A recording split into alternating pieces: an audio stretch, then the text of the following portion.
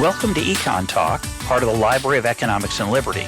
I'm your host, Russ Roberts of Stanford University's Hoover Institution. Our website is econtalk.org, where you can subscribe, comment on this podcast, and find links and other information related to today's conversation. You'll also find our archives where you can listen to every episode we've ever done going back to 2006. Our email address is mail@econtalk.org. We'd love to hear from you. Today is October 30th, 2017, and my guest is Anthony Gill, a professor of political science at the University of Washington. He hosts the podcast Research on Religion, which you can find at researchonreligion.org. He appeared on EconTalk in January of 2014 to discuss the economics of religion, and he is back today to talk about a recent paper he's written on tipping, the leaving a little extra on top of your restaurant bill or your taxi fare for the server in the restaurant or the cab driver. Tony, welcome back to EconTalk. Great to be here. Thanks, Russ. So there's been some unease about tipping in recent years. Some people are trying to give it up. Some restaurants have stopped tipping as a practice. There's been some social commentary that tipping is a bad thing. Describe some of that unease and criticism, and then we'll talk about why tipping seems to persist despite that unease.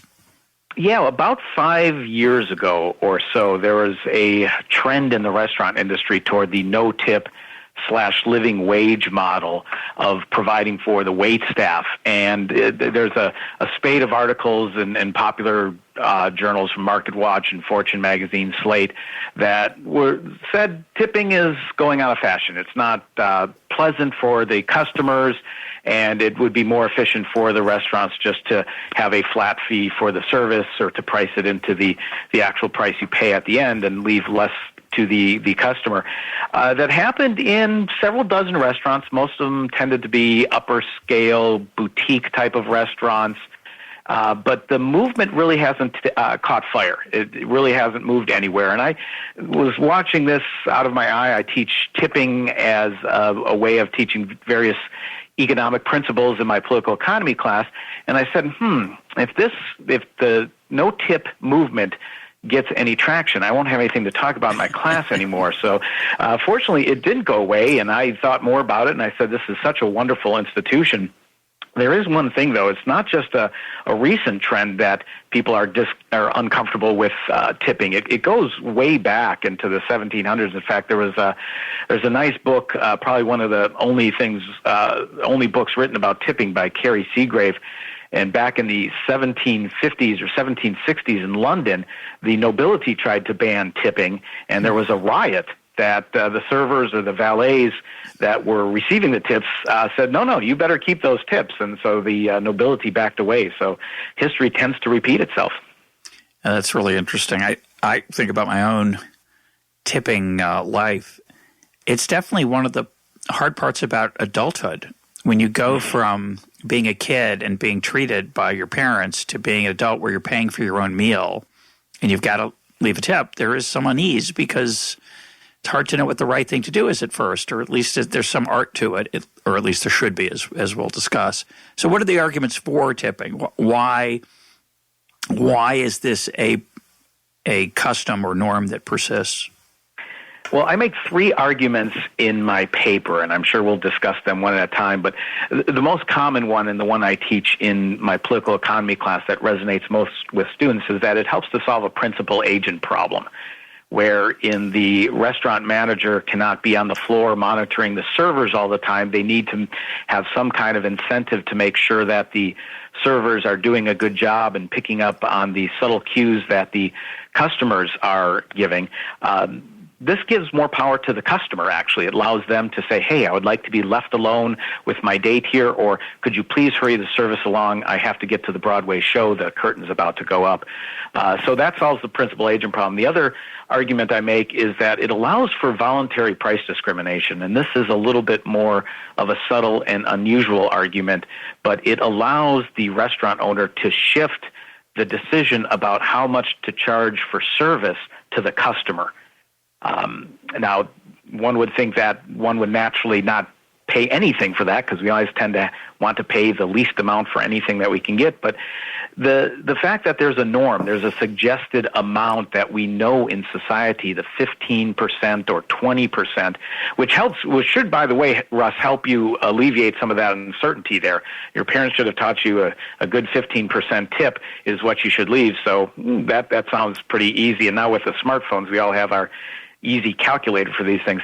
But if everybody knows this norm and we can shift that cost to the customer, it actually is very beneficial to the restaurant owner. The last argument I make has to deal, it's on a more macro level and has to deal with social norms within society that I think tipping helps to promote norms of trust in society that help promote anonymous trade in large market systems.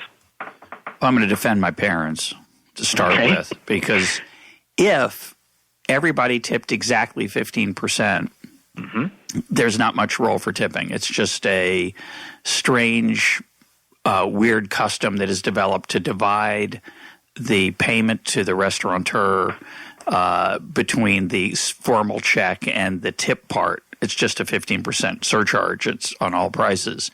And so that would kind of actually ruin the entire idea of tipping as a principal agent problem, that it's designed to monitor the performance of the server, monitoring being done by the customer rather than the employer, so the restaurant owner. So, and let's stick with restaurant owners just to make this simple for now. Of course, there's tipping in a few other places, and maybe we'll talk about it.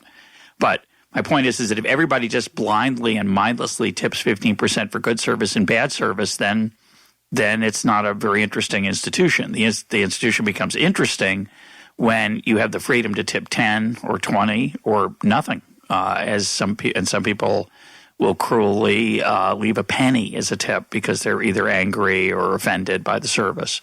So I think when I said I was uneasy, it wasn't because I couldn't multiply times 0.15 or 1.15 if you want to, depending on how you're paying the bill. But it's because I wasn't sure whether should I tip 17%, 20? Is it really good service? What if it's not good service?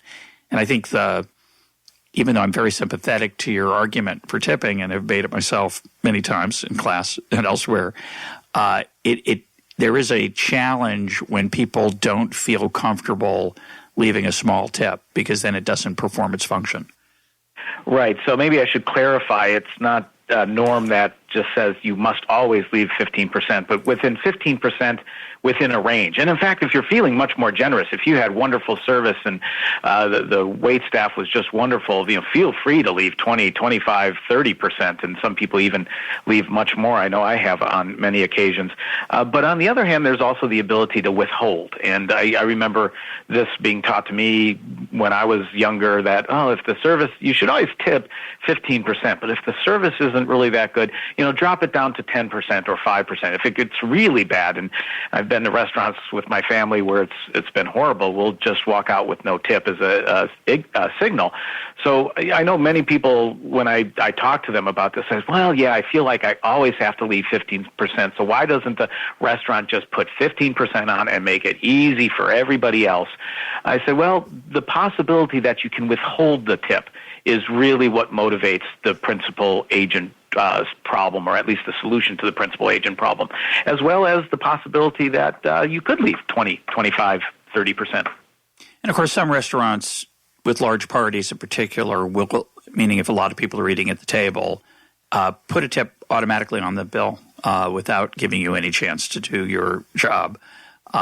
Because in that case, if you happen to be either forgetful, cruel, selfish, whatever it is, or not willing to live up to the expectation of the tip, you've imposed a very high cost on the server, and the owner doesn't want that to happen.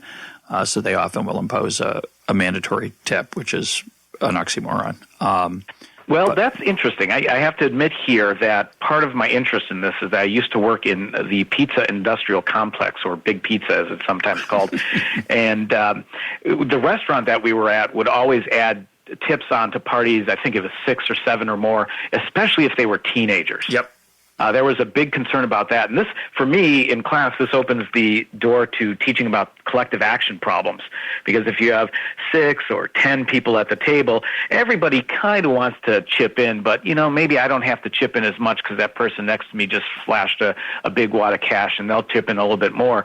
And so the restaurant owners knew that if you had a large party, it would be difficult for people to calculate that, and they made it easier. And the same thing with teenagers. And this was a big benefit for them to encourage business to come in, because I knew the wait staff at this restaurant, whenever 6, 10, 12 teens would come in after a school prom or something, nobody wanted to serve them because they knew they would be horrible tippers. Yeah. But the restaurant owner wants these people to come in not only to fill the tables, but when they graduate and they have families, they want them to keep coming back as well. And so they needed that way. There's this kind of additional step to, okay, in this situation, we need to make this tip mandatory so that the servers will actually go and give service to these tables. So I want to go a little bit deeper into the principal agent problem. And to do that, I think we should talk a little bit about what the nature of the service is. And you talk in the paper about the difference between a tip jar at, say, Starbucks, or a tip jar at the front of a fast food place where you're not really being served in the normal sense of a waiter or waitress, but just the food's being handed to you across a counter, to a sit-down restaurant where you're going to be there for a while, and there's a much larger dimension to what is called good service. In the first case, in the case of the counter, it's did the food get passed across to you with a smile, ideally. But in the case of a restaurant, it's quite subtle, and I think that plays a very large role. So let's just brainstorm for a minute about the nature of service. You gave a couple examples already. Sometimes you want to be left alone. Sometimes you're in a hurry. If you have a reason, you have a plane to catch or a show to see. What are some of the other aspects of this? Yeah, when I talk to people about the restaurant industry, they often view these jobs as very low-skilled jobs. And having worked in the big pizza industry, I know that it takes a lot of skills to read people's moods and whether they want their glass refilled. That's another example. Do I want somebody constantly refilling my water glass, or do I want them to leave me alone? Can I chat up the wait staff at all? I oftentimes like talking to the waiter or the waitress to find out what are things to do in this town. I haven't been here before. Sometimes I don't want that. So there's a lot of these different kinds of things. And sometimes I like a server that likes to be fun and jokes with you. Other times I just want to get to business. And so it's interesting because these are moods that I have throughout various times in a week, and it's difficult for anybody to really know that when you just walk in or are standing waiting to be seated. So having a person being able to pick up those subtle body type or those body movement clues it's a really tough job. Yeah, it's definitely an art. And the other issue I always think of is when things aren't going well in the restaurant, which often has nothing to do with the waiter or waitress. Mm-hmm. I often want to just be reassured that I haven't been forgotten, that it's coming soon, the food's coming, or whatever it is. And so that's just one more dimension there's really two dimensions, right? There's how much interaction do I have with the server, and what's the nature and quality of it. And then there's the plating, obviously the putting the food down and all that, and clearing of the table and knowing when to bring things and all. Those are things that are relatively easy to do and to teach. But that other part, as you say, is a subtle art. And I think the basics of delivering the food, you don't need tipping. I just think it's really important to get that across, because those can be monitored. That performance can easily be monitored by the restaurant owner or the manager. It's those subtle things that can't be monitored. And it's not it doesn't matter how much you walk around the room as the manager to keep an eye on things. And nobody wants a manager hovering over the table either, by the way. Right. It's really to me, the problem is only the customer. I think of it as a Hayekian local knowledge problem. Only a customer has the information about whether the server's doing a good job.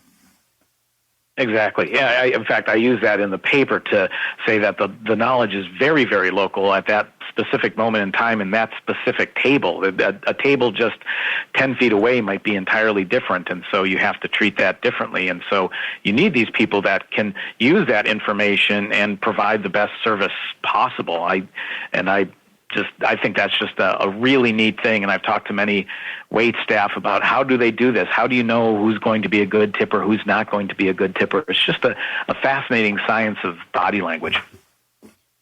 And of course, that just introduces another principal agent problem, which we'll come to, which is as the custom has evolved of giving me, the customer. Sorry about that pun. Probably isn't really. It might not even be a pun. I don't know. But as the customer's control over this has evolved to being a non-trivial one, because tips are a very large part of a server's income often in certain industries, certain types of restaurants, certainly in bars and places where alcohol is served, where tips tend to be larger, which means that the salaries tend to be lower and the tips tend to be a bigger proportion. In those kind of settings, now it's up to me. I have the power to monitor, but I also have the power to shirk my job as a monitor and not give a tip or to give a lousy tip. And so on the surface, it doesn't seem to solve the problem at all. Yes, and I think that's where the strength of the norm becomes very, very important. And I think that I don't know if you want to talk about that now or save that for later, but it's the interesting thing is that in order for this principal agent problem to be solved, it really has to be the norm of tipping has to be shared very broadly within society. I mean, there are many instances where people will not tip. We're out here in the Pacific Northwest, and so we get a number of tourists from China, and tipping is not the norm there. So when a tourist comes over and is very unfamiliar is not familiar with the norm of tipping, they won't often leave a tip, and that creates problems. Actually, I've talked to a number of waiters and waitresses that say this is a problem. We see a tourist from this country, and we really don't want to serve that table. We'd rather pick a different table, and there's oftentimes a little bit of argument or scuffle amongst the wait staff of who's going to serve this table where they know it's not going to where you're not going to have a tip. So the norm of tipping really has to be shared broadly and has to be fairly strong, that people have to obey it. And I think that in and of itself is a really interesting puzzle, because a thinly rational person, strictly speaking, is not going to want to ever leave a tip after the meal, after the bill has been delivered, because why should you? Paying zero is better than paying 10% more. Well, the obvious counterexample of that is you might want to eat in that restaurant again. The server's not going to be too happy to see you, and but there is always the challenge, as you point out in the paper, of when you're in a city you've never been to before, you probably won't be back, or in particular if you're in a foreign country, where you may not even know the norms. You gave an example where a person comes from a country without a norm of tipping to a place where there's tipping. I've been in countries where there's a norm of no tipping. I didn't know that first, and I'm over tipping, making a lot of people really happy, no doubt. And in foreign countries, some things are tipped that aren't tipped here. Some things are not tipped there that are tipped here, and the amounts are different. The norms of how much the amounts are. So that's why people read guidebooks and Google before they go on a trip if they're smart. But that is a big challenge. But certainly when you travel in a city that you've never been in before, don't expect to come back to, or if you just get a cab driver in a large city where you will probably never get that cab driver again, you are in some dimension, I would disagree with this characterization, but in some dimension it's irrational to tip. Right. I think in a thinly rational sense, it is irrational to tip, but that's why we have thick rationality, and that's why economics needs to pay attention to norms and how we solve these larger problems at the micro level. So let's just stick a little bit longer with the principal agent. I just want to raise to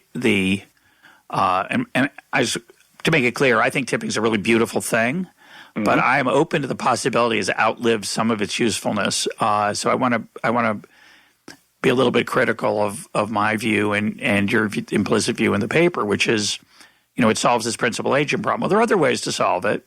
The most obvious way is you fire bad servers. We haven't talked about it yet, but obviously tipping by changing the amount that a person can earn. So a bad server gets lousy tips and then has low income and decides to go do something else. A good server is rewarded and is enthusiastic about the job and stays in that industry and at that restaurant. But the other way to do that is just to fire people who do a bad job and give raises to the best servers. What's wrong with that? Well, the question is, how do we know who the bad servers are or not? Now, obviously, if a customer has a really bad service at a table at one point in time, they can stomp up to the manager and say, this person was just the worst wait staff that we've ever had, and that is information. But that doesn't always get communicated all the time. And again, if you're dealing with fairly slim margins here where people say, well, they just didn't fill the water glass enough, I don't think I'm going to come back to this restaurant next week or next month, and we're just going to take it off our list of places that we go. The management never gets those signals. And one of the things that I argue in here in terms of the principal agent problem is that servers who are not very good at this, who cannot pick up the cues, who are not very good interacting with people, will get signals themselves and, in essence, will fire themselves. They might see another waitress in the restaurant just raking in the tips that night, and they only have a paltry sum at the end of the night for themselves. And they say, well, I don't know why I'm not doing a good job here. So they either can try to improve themselves or say, maybe I should go choose some other type of occupation. And that's beneficial to the industry as a whole. First of all, if you have people in essence, firing themselves or leaving the industry, that it eliminates a huge bureaucratic headache because laws today make it very difficult to get rid of people. But on the other side of it is that overall quality of service in restaurants will improve as the low-quality servers filter themselves out because they're just not seeing the rewards that others get. Well, you point out in the non-tip system, management doesn't get the signal, but of course they don't get the signal in the tipping system either. The server gets the signal, right. And then we rely on the fact that servers who don't get good tips leave or try to improve. Maybe they try harder. Maybe they put a smile on their face. Maybe they watch the other servers and figure out what works and what doesn't, and then they're incentivized to do a good job. But let me pick an alternative system. I could think of a few. We could probably think of a few if we thought about it longer with a few more, but one thing you could do, which of course, let's think about the quality of the food. Mm-hmm. So the food comes to my table. I ask for the steak to be medium and it's well done, or something is almost raw. I might send it back, and that's an observable event. But a lot of times I'll just say, well, that wasn't very good. It's interesting. I don't tip the chef. I don't tip the cook, although some restaurants divide tips up. But I'm talking about specifying it. We assume that the manager can monitor that part of the quality equation, right? And at the end of the meal, when I pay, if the manager is running the cash register, often not, but the manager can be there and can sample from the clientele and ask, did you enjoy your meal tonight? How was your service? Did your server do a good job? And even if we might feel uncomfortable being critical but publicly about that, often the manager could see in the face of the customer whether they were happy or not with the service or the food. So I just think there are different ways. You could have a survey card at the end. You could, with the check, could come a survey card. If you fill out the survey card, you get a discount. So tipping is the one way to solve it. There are other ways to solve it. Obviously, there are lots of service interactions that don't have tips. And I think the key then is trying to understand why restaurant tipping is common, but lots of other places where there's service and there's a principal agent problem, you don't see it. You want to speculate about that? Yeah, but let me back up in terms of the chef as well, because I think depending on how a restaurant can manage this, the principal agent problem can be shifted around in very creative ways.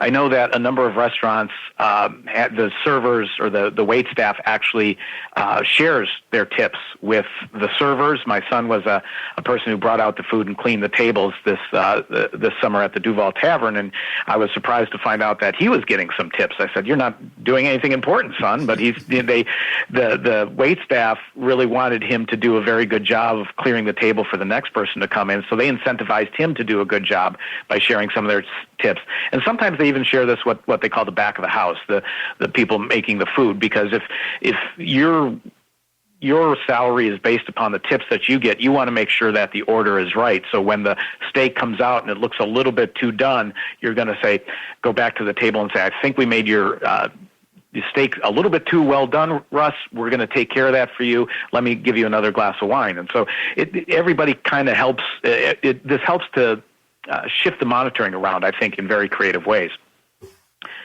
Now, in terms of other places that we tip, I've been thinking about this too. One thing that has driven me crazy, and this may go back to what you were talking about, has tipping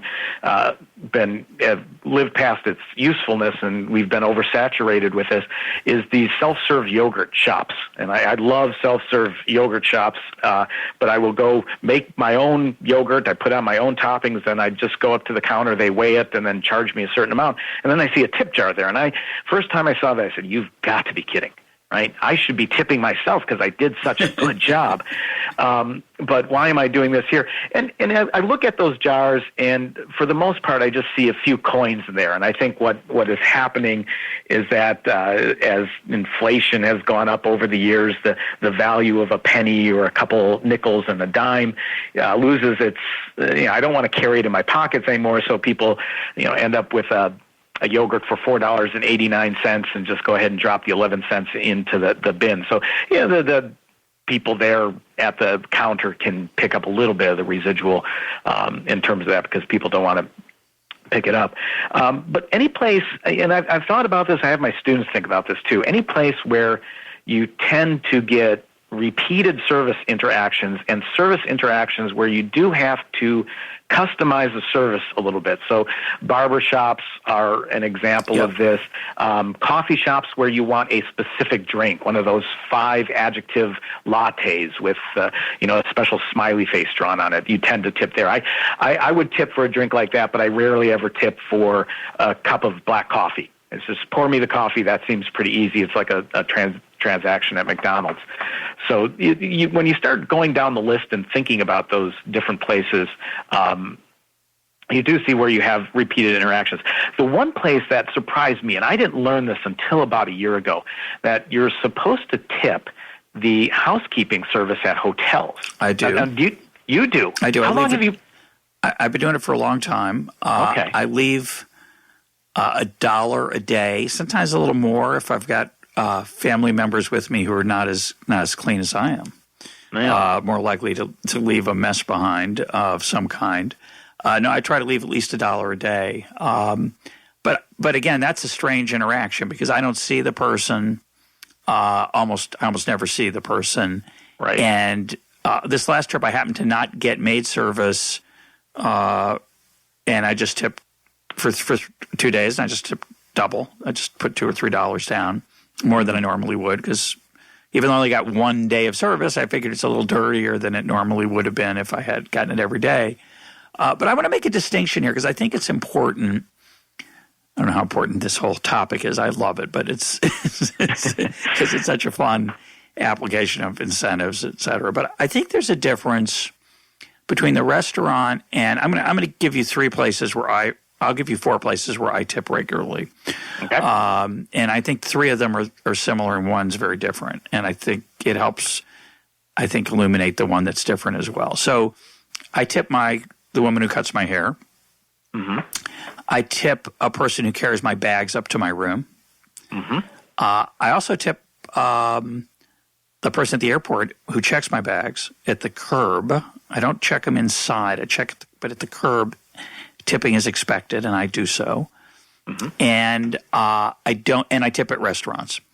And the difference between those is that I think 3 of those are the same. I think in 3 of those, and those are the non-restaurant ones, the person carrying my bags up in the elevator with me who unloads them, say, from the cart and the trolley and puts them on a luggage thing. The person who cuts my hair and the maid service at the hotel. I tip in all those situations. I tip the same amount every time.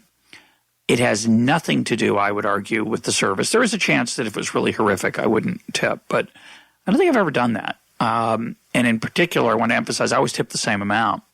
And the reason I do that is that I understand there's a norm of tipping, which means I understand there's a salary that's been set such that the compensation of the employee includes that tip. And I don't want a free ride on that. I want to do my part and live up to that expectation. But that's it. It's not to ensure promptness, which is the acronym allegedly, of some dispute whether that's true, for a restaurant tip. But a restaurant tip is all that nuance we talked about before. With those other three, not so much nuance. I get the same haircut from the woman who cuts my hair every time. She's fine. She's good. It takes her about, literally, I think about 8 minutes, maybe 12. And I guess if she took 40, maybe I'd change, unexpectedly, I might change the tip. But I'm not incentivizing her in any way. In those cases, or almost in any way, in those cases, I think I'm just living up to the social expectation that her compensation or the bellboy's compensation or the maid's compensation, they're divided into two parts, and one of them is expected to be paid by me, and I do so. Whereas in the restaurant, if I get spectacular service, meaning a particularly effective or charming or helpful staff experience, I will tip more than 15%. In a bar, I'll definitely tip more than 15% because I think that's the norm. And often you might be fighting to get the bartender to pay attention to you, in which case I'm tipping there often because I'm coming back in about 7 minutes. So it's very unlike the restaurant I'm visiting out of the blue. I think those are different. And I think my claim is that in the restaurants, we're heading toward that experience with the haircutter and the bellboy and the maid, because it's just pretty much the same every time, in which case all those wonderful incentive effects you and I love and like to talk about, they're not really functioning. It's just sort of a norm that's become calcified. I think that in part is true, but I want to interrogate your answer a little bit more, especially when it comes to the hotel service. While carrying the bags up to your room, it seems like a pretty simple task. The question is, are you expecting to get service at other points in time? If you go down to the concierge and say, I'd really like to have a restaurant, where could we go? Or if you're having a difficulty carrying something or finding a room at a conference, somebody will go out of their way and help you. What I have found out is that word gets around on who the good tippers are and who aren't. And so when I tip a bellboy carrying my bags up, or the valet parker, I'm somewhat expecting, and maybe I'm overthinking this because I've been studying this for a while, that the word will get around that, Gill is a really good tipper, make sure that he gets some really nice service there. And there's some evidence to this, because back in the old days, when the bellboys would be taking luggage up to different rooms, if somebody got a tip, they would actually mark the bag with a piece of chalk so that other bellboys would see this and say, okay, if you didn't have any chalk, it's going to be a little bit harder getting to you and your service. The same thing, too, is with the maid service. And again, I was somebody who never thought about tipping the maid service, the housekeeping at hotels. And then I was at a Marriott where they actually had a little envelope, and it was a very subtle suggestion that you do that. And I said, oh my gosh, yes, maybe I should be. And if I'm there a couple days, especially if I'm at an academic conference and I want to come back in early afternoon, 1 o'clock, 2 o'clock, maybe take a nap or prepare a presentation, I will actually see the housekeeping staff in the hallway, and I say, hi, I'm just leaving the room here from 10 to 12. Could my room be made up by that time? And if I'm a good tipper, the room, I've noticed, gets made much quicker. So, yeah, I don't know about that. I mean, and by the way, for those of you who don't know about this and would like to do it, you don't have to, of course. It's a norm that you're free to ignore. I don't think any hotel or maid's going to spread the word that you're a bad tipper at your next hotel. So it's a relatively low-cost free riding. But I always leave a dollar bill or $2, whatever the amount is, under a water glass to make it clear I didn't just empty my pockets and forget and left $1 behind. I try to make it clear that I deliberately left it for the person. But I think there's a couple issues here. You remind me of a point that I did not make, which is sometimes a little uneasy about whether I'm going to see my bag again. So, or my car. We're talking about valet parking. So I will tip. Sometimes I'll tip before and after. Because I want to make sure that they take care of my bag or my car. In particular, if I'm leaving my bag at a hotel after I've checked out and they haven't checked in yet, and they're holding my bag at station there, I will often tip beforehand because I want to make it clear that please don't break into my bag or lose it. And it's sort of it's a little bit of an extortion there, a little bit and blackmail. It's not a nice way to describe it. Obviously, I'm exaggerating. Oh. People have described it that way before, though. Samuel Gompers, one of the union leaders early in the 20th century, was writing about wages and noticed that there's all this tipping in the hotel industry, and he wrote to the effect that this is nothing short of extortion.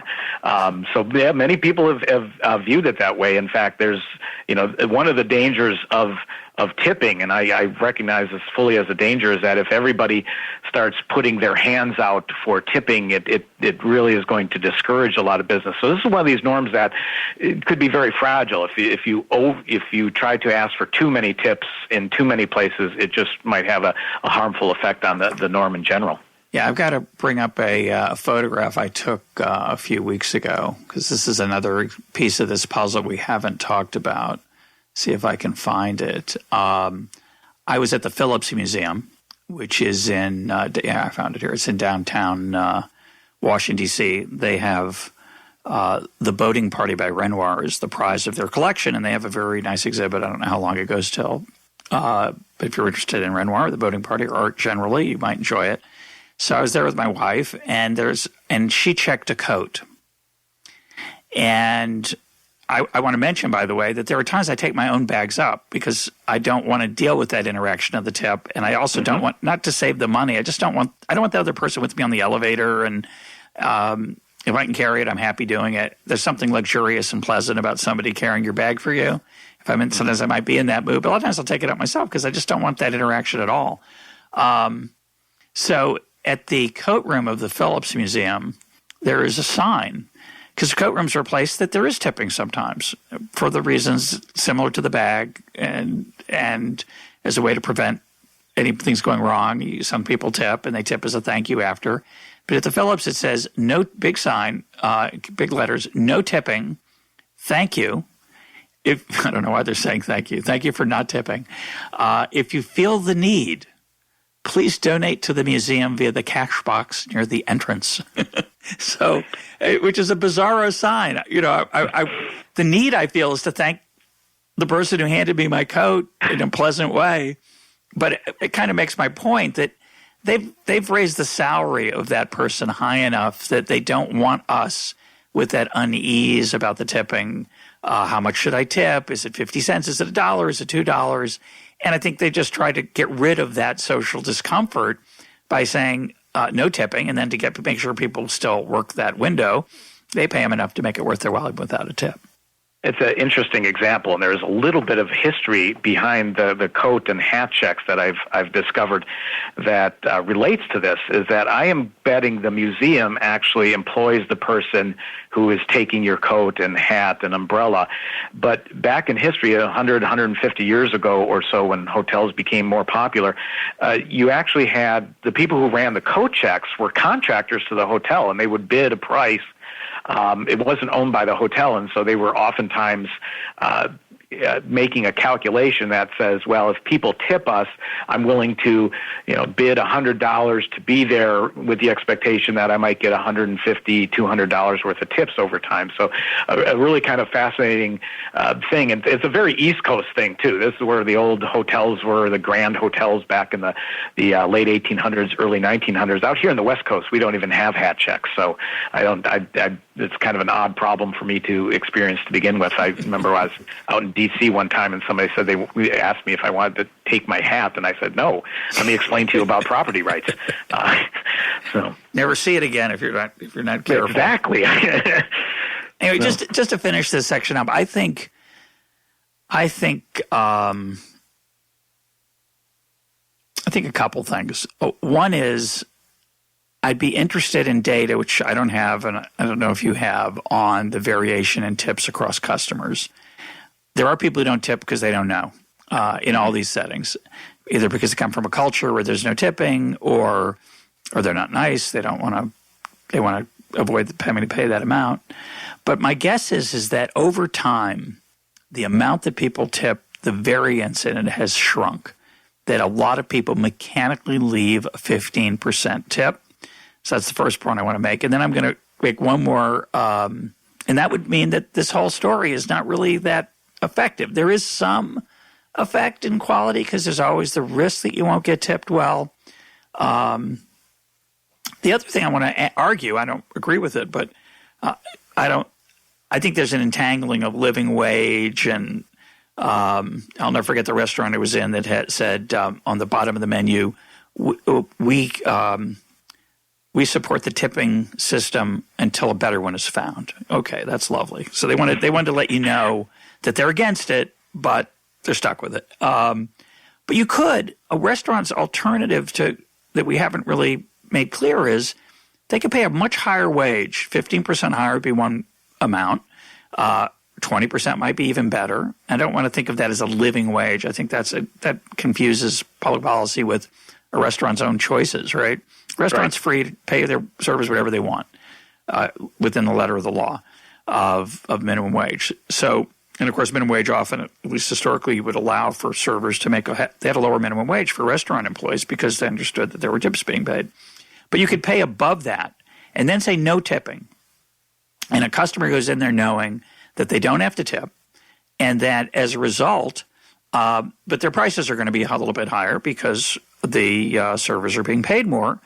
And then the threat of losing your job is very high because you don't want to lose that higher paying job. So a restaurant that offers a no-tip model and pays its servers more than the competition because they don't have tipping is holding the threat of being fired as the monitoring mechanism, and that could work.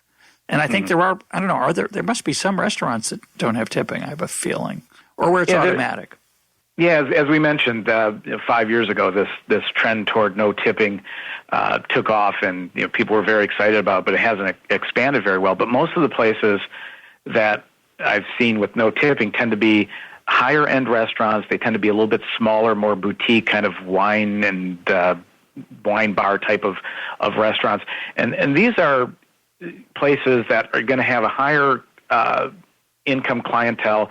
They can afford to pay their servers a lot more.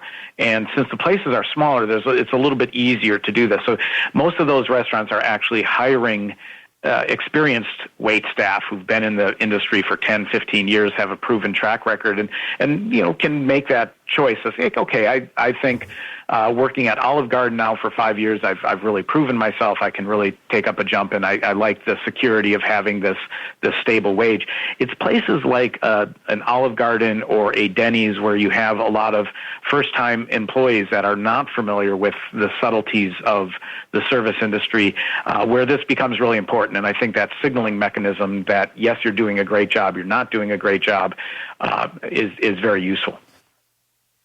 And just one more point. I was thinking about Uber. We've had a whole, 40 minutes of a podcast about mentioning Uber, which is, of course, a perennial topic at EconTalk. Uber, for a long time, had no tips. Mm-hmm. They've now, with the exit of Travis Kalanick, a driver told me that he was really adamantly opposed to tips. I don't know how this driver knows this, but the driver told me that once he left, Uber put in the opportunity for a voluntary tip, which, of course, tips by definition are always voluntary, but they put it into the app where they would say, would you like to give a tip? And I think that's unfortunate as an Uber customer, and I think it's interesting that they decided to do that. Before this happened, the way I tipped my drivers by giving them 5 stars. A tip is like a 6 star, but it's even better than that for a driver because they get to spend it, and the stars just merely keep their job. So I guess the existing management felt they would make the drivers happier, even though it would make some customers less happy. Makes me less happy again for the same reason. I just don't know, not sure what the right amount is. They give you some options when you pull up the app, $1, $2. I don't think it's in percentage terms as the default. But to me, part of the appeal of Uber is that I didn't have to think about that, but now I do because I don't want to do the wrong thing. Well, I should say here because I was asked to write an op-ed piece for Fortune magazine back in, I think it was May of this year. I think it was like May 20th. And almost exactly a month later, Uber went and put tips on. I think the title of my article was "Why Uber Should Have Tips," and then they went and did that. When I went and told all my friends, I said, "I got Uber to get tips now." Everybody just threw tomatoes at me. It was a horrible thing. And I have to admit, I finally took my first Uber ride about a month ago, and I did 4 or 5 of them, I think, within a span of a few days. And I always engaged the drivers saying, "Oh, what do you think about this new tipping thing?" And they, again, it's a very small sample size of only 4 or 5 drivers, and they all universally loved it. And I left my tip not on the app, but in cash. Oh, that's another strategy, yeah. Yeah, I'm still an old person. I carry cash, and so, but younger folks, I guess, I find do not have cash, and so having the tip on the app is important there. Yeah, cash is it's an unexplored topic by economists, but when I was trying to get tickets to Les Mis when it opened in 1985, I think it was, and I've told part of this story on EconTalk before, but I was trying to get somebody to sell. I couldn't get a ticket. It was sold out. And my wife and I showed up at the theater about 10 minutes, for reasons not worth going into, about 10 minutes before the show started, figuring, well, at least we have a shot at getting a scalp ticket. Couldn't get anyone to give me one, to sell us one. And then, well, that's not true. There was somebody wanted to sell us one for, I think, a huge amount of money and 2 separate seats and not next to each other. And we said no. But there was a one woman standing there who clearly was waiting for someone who hadn't showed up yet. And I took out, this is 1985, I think I took out $120 in cash, 620s, and held them up in her face and said, "Your friend's not here." I verified that she lived in the city. And I said, "Take your friend to dinner when your friend shows up, and I'll go see the show, because this is my only time to see it." And she snatched the money out of my hand with great zeal, thrust the tickets on me, and my wife and I got to see Les Mis, which was really fun. But I always thought the visceral role that cash played may have helped of having it be visible. It turned out, by the way, they were student tickets, which is probably illegal by the rules of the theater. We end up using student tickets that she had paid, I don't know, $10 for, I think. So she had a very nice dinner and came back probably and got the student tickets another time. It worked out very well. Well, you certainly benefited in the gains from trade there, and I think only a trained economist would have been able to do that. Yeah, right. I didn't feel any other than the fact that they were in the last row of the theater or next to last row. Yeah. I didn't feel any disappointment that I had paid much more than she had paid. I was very happy to see it, and when it was over, I was even happier. It's one of the most exhilarating theater experiences, artistic experiences of my life. I found it just an amazing show the first time. Let's move on back to tipping. Okay. Let's talk about price discrimination. I didn't understand that argument in the paper. So what's the argument there? So this actually connects to what you just said, is that you were very excited about going to Les Mis show, and you flashed out $120, and the student there had only paid $10 for it. So those tickets, those assets, were actually being allocated to its higher value use. Yay, verily, for the gains for trade. We all celebrate as economists because this is something that we want to see happen quite a bit. And this is what I'm arguing here with price discrimination. Now, price discrimination is about trying to figure out who is going to share more of the gains from trade that actually occur. And I love this topic because I tell my students who want to be entrepreneurs that, it's fun to think of all the different ways to figure out what somebody's reserve buy price is, the highest price that they're willing to pay for this, and then try to get that amount shifted to you in the gains from trade, understanding that people have different preferences. Some people have very high reserve buy prices, other people have very low reserve buy prices. And this factors, I think, into the discussion of tipping, because it allows, if you shift some of the responsibility of payment for the entire restaurant experience to the customer, you're able to capture individuals who have very low reserve buy prices and may not be big tippers, but also still attract people who might be big tippers. And those people are the ones who give 20, 25, or 30% here. Let's start with the basic idea here that one of the biggest problems that any restaurant faces is empty tables. It's just a dead weight loss there. And if you're a manager at a restaurant and the tables are not filled and you still have to have wait staff waiting just in case there is a rush that comes in, it's a lot of uncertainty there, you need to fill those up. And one of the ways to fill those up is to keep your prices as low as possible so that you can find customers that might not want to pay a whole lot and have them fill in the seats. Restaurants do these in a number of ways. They have senior citizen discounts because us old folks like to eat at 4 o'clock in the afternoon and get to bed by 8 o'clock. They might have happy hours for individuals coming by for work. But I think another one that kind of focuses in here is tipping, and that there's a certain set a cost that the restaurant has to pay, the food price, the ingredient, the rent, the electricity for the ovens and all that kind of stuff that they have to pay. And those are pretty fixed costs that would be difficult for them to manipulate. But the service, as we talked about before, can oftentimes be customized here. And it's beneficial for the owner of the restaurant to say, listen, here's a norm in society. If 15% is expected or perhaps 20% is expected, but if you have a really good time, if you love the service, please feel free to give 25%. If the service is not good, well, then you might have to give less. That's the principal agent problem.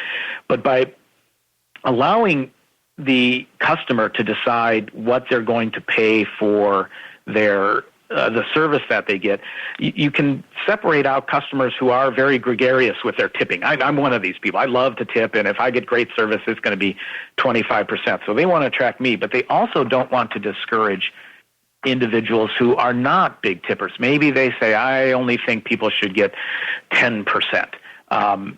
Whereas the wait staff might not appreciate those folks as much. The owner does like to see them sitting at the tables, especially when the alternative are empty seats. So for that reason, the restaurant wants to keep the base price for the entire experience fairly low, and then let the customer kind of what I call voluntary price discriminate based upon this social norm. And the more I think about that, I think it's kind of a very cool idea. Yeah, I don't understand. I don't agree with it. I guess I was going to be polite and say I don't understand it. I actually don't. It's worse than that. I don't agree. To be honest, I don't agree with it. I think for a couple of reasons. First of all, I take the point about the fixed costs. We've talked about that a little bit on EconTalk, and I think that's takeout.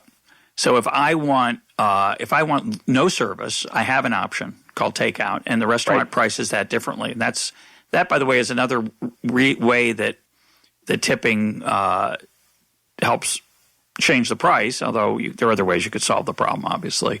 But you don't. I don't think you don't. What you don't want is, let's say, here's the problem. You could argue there are people who don't want much service and then people want a lot of service. And the people who want a lot of service, they're going to tip more. The people who want a little bit of service are going to tip less, and that's great because they don't use as much of the wait staff.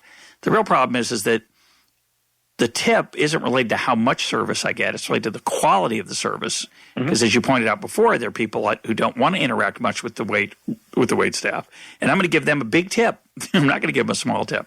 So I don't see it as capturing my demand for service. And the other problem I have, what's the other problem I have? I'll let you answer that, and then I'll think of my other problem.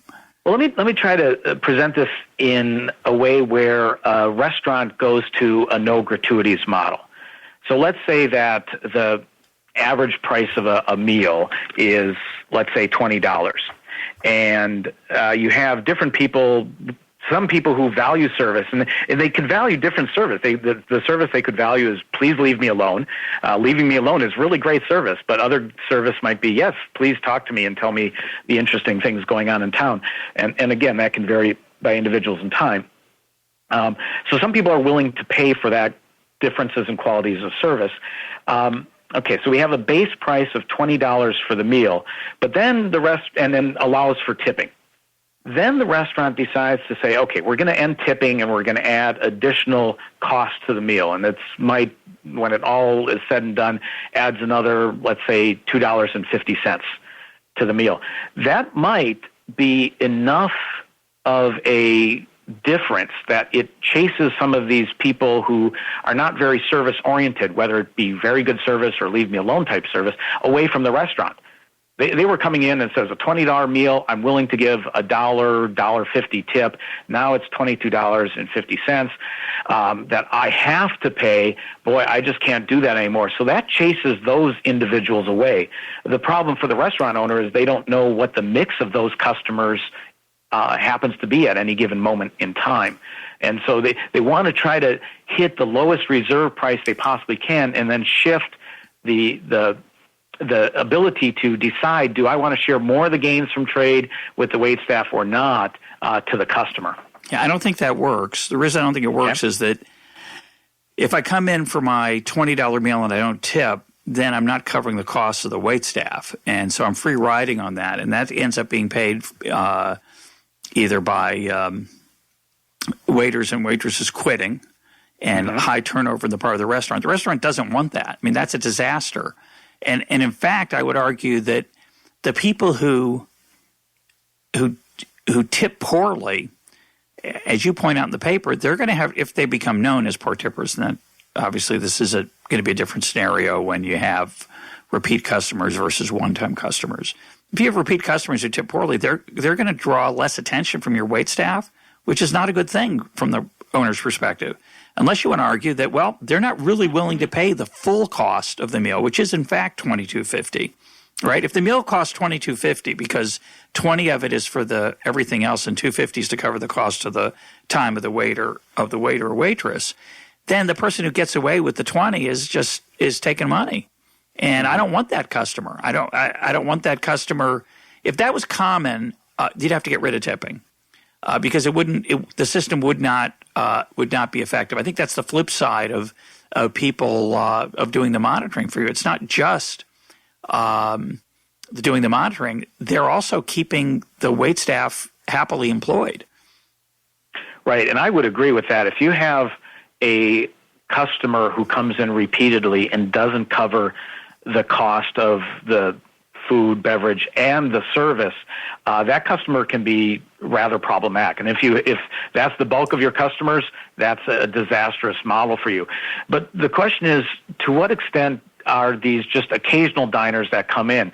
Now, the person who doesn't tip and cover the cost of the service maybe once every 3 months or so might not be that big of a problem in terms of your labor cost, but at least you're still filling a table.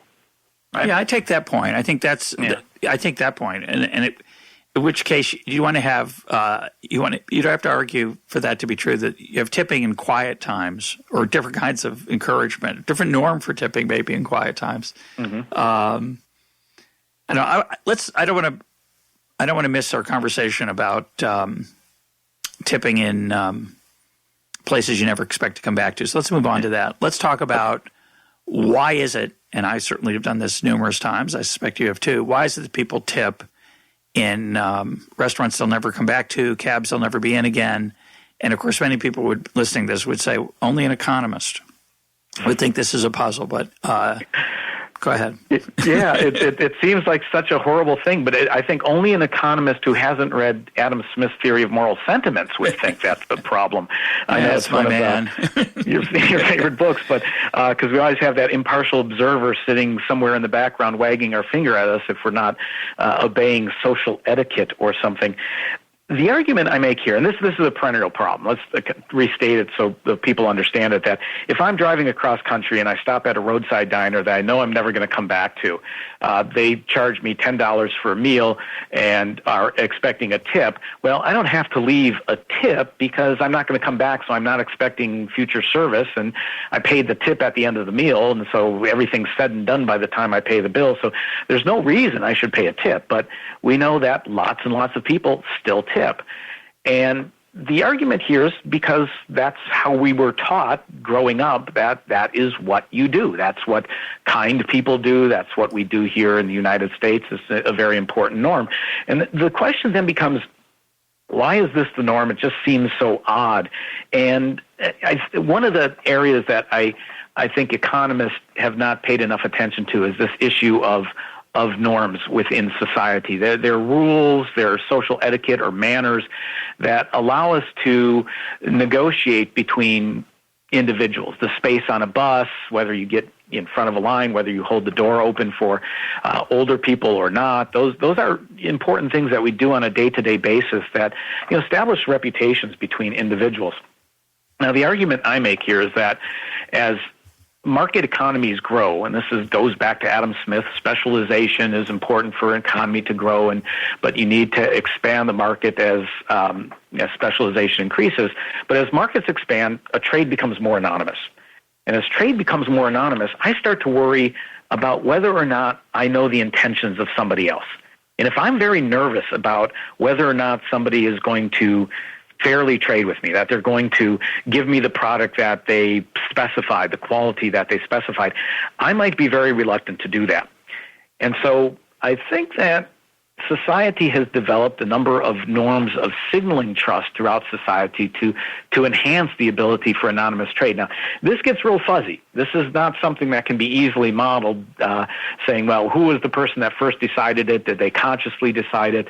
Or what are the actual mechanisms here? It gets a little murky. So, but I think we have a number of these different types of moral codes. Gift giving is another one, and I study the economics of religion, burnt sacrifices or burnt offerings that signal that I'm willing to pay a very high price to join your club, to join your religious organization, or to give you a gift because I want to show you that I care. Because in the future, at some point in time, I hope that we have a fruitful relationship. We engage in trade. We sit down and enjoy each other's company.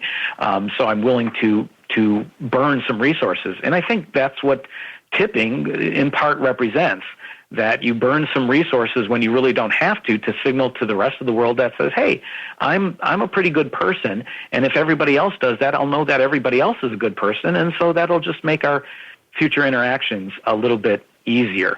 Now, does anybody go through that calculation in their head when they're leaving a tip at a roadside diner? I don't think so. But this is one of these things that your parents taught you, they taught you at school, and your friends and colleagues oftentimes teach you.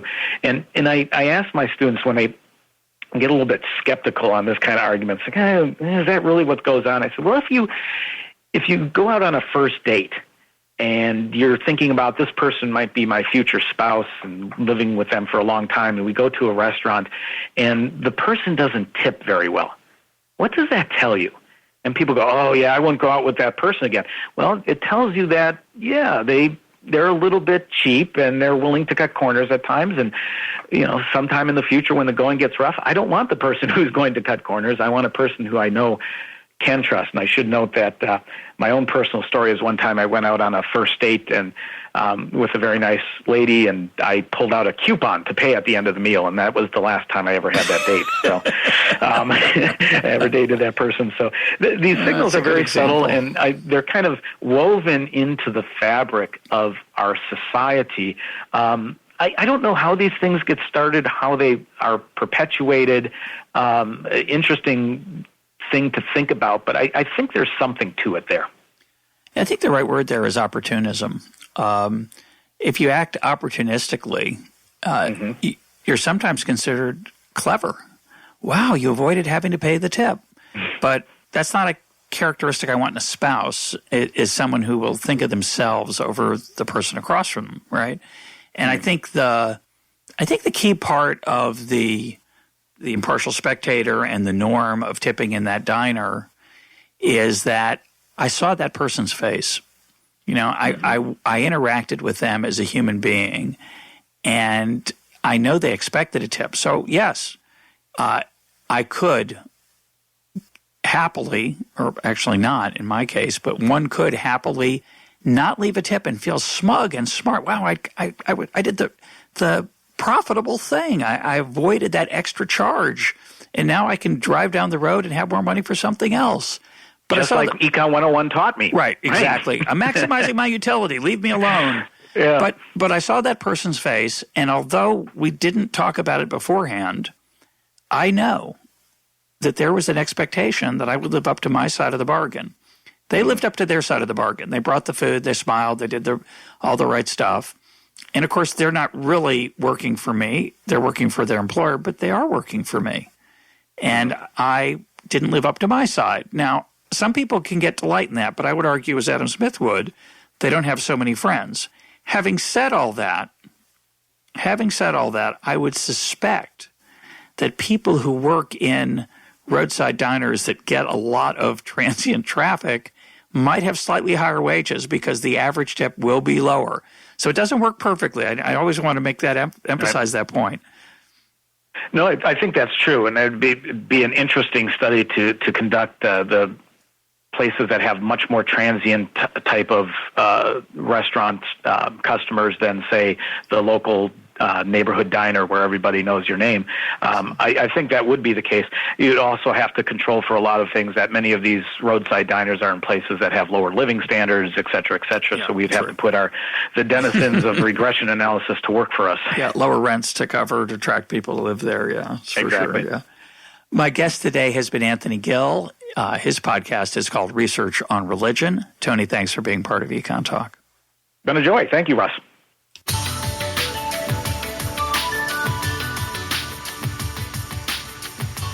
This is EconTalk, part of the Library of Economics and Liberty. For more EconTalk, go to econtalk.org, where you can also comment on today's podcast and find links and readings related to today's conversation.